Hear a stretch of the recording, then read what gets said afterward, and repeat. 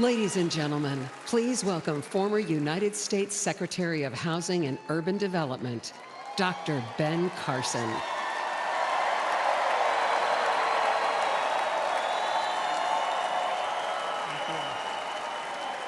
Thank you.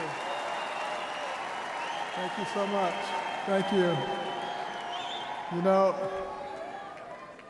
Sarah Huckabee always says to me, I hate to follow you, but I think she turned the table on me tonight. I want to thank you all for being here and for being involved.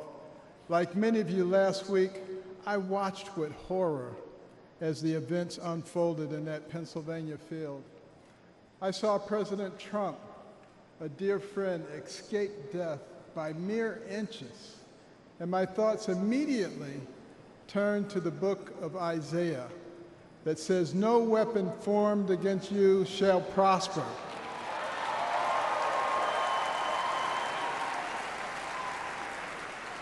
Well, let me tell you the weapons that they used. First, they tried to ruin his reputation, and he's more popular now than ever. And then they tried to bankrupt him, and he's got more money now than he had before. And then they tried to put him in prison, and he's freer and has made other people free with him. And then last weekend they tried to kill him, and there he is over there alive and well.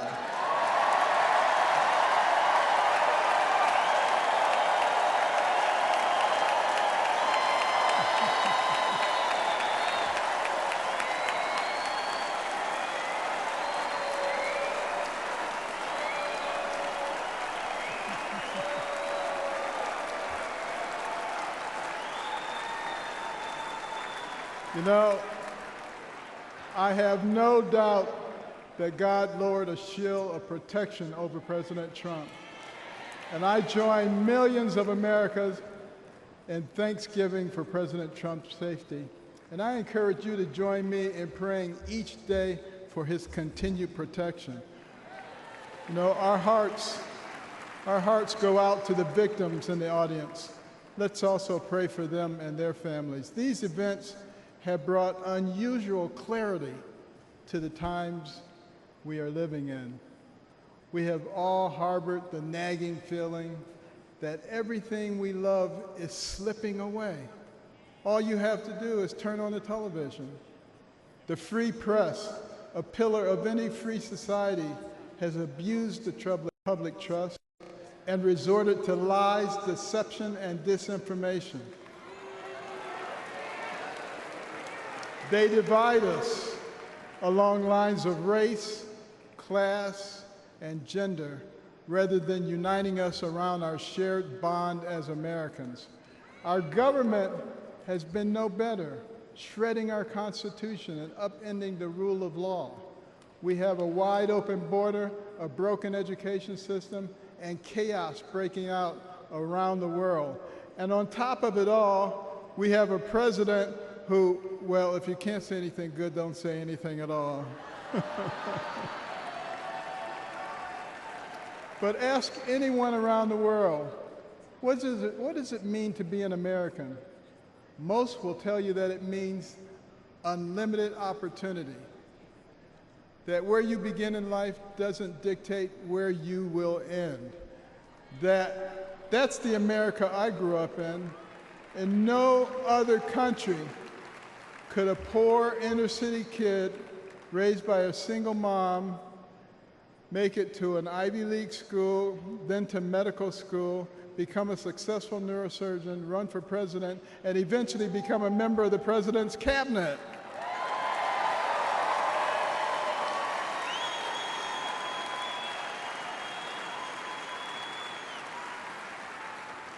You know, and as a member of his cabinet, I had a chance to work closely with him, and I got to tell you, this is a man who is a gift to us as a nation.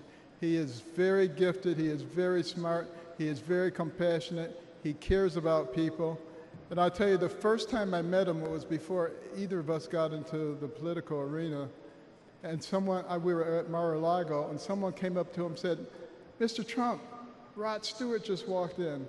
And he said, "I don't care, this is Ben Carson."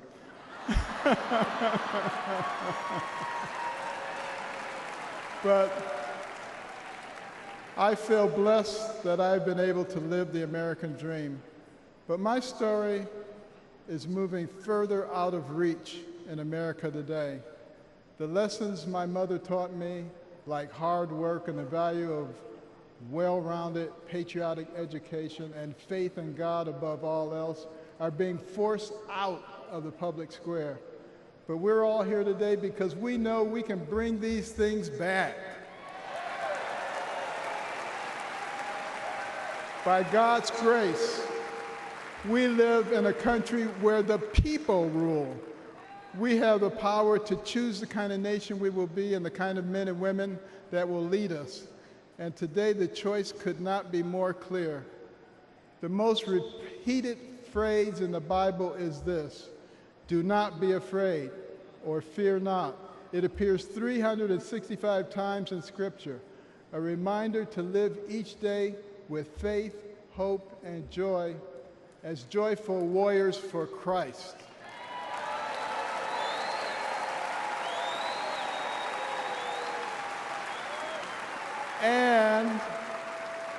And when God is with us, nobody can stand against us. With this assurance from the Almighty, even the face of evil itself cannot shake our resolve. We will keep fighting, we will keep praying, and by the grace of God, we will save our country and re-elect President Trump together with Vice President Vance this November. And I want you to remember this. In 1831, Alexis de Tocqueville came to America to study our nation because the Europeans were fascinated.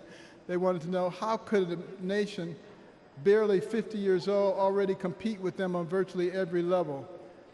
So he looked at our government, and he was duly impressed by our checks and balances and separation of powers.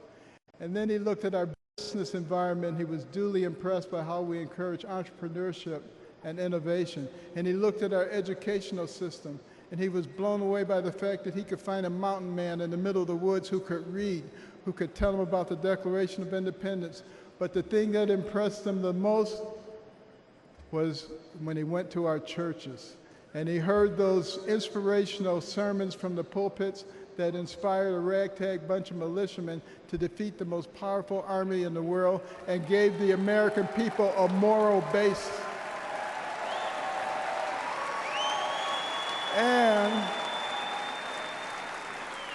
And he concluded his 2-volume set, Democracy in America, with these words.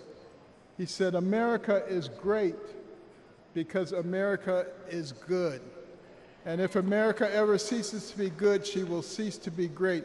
It is our job to make America good, and let's do this by re-electing President Trump so we can make America great." Thank you very much.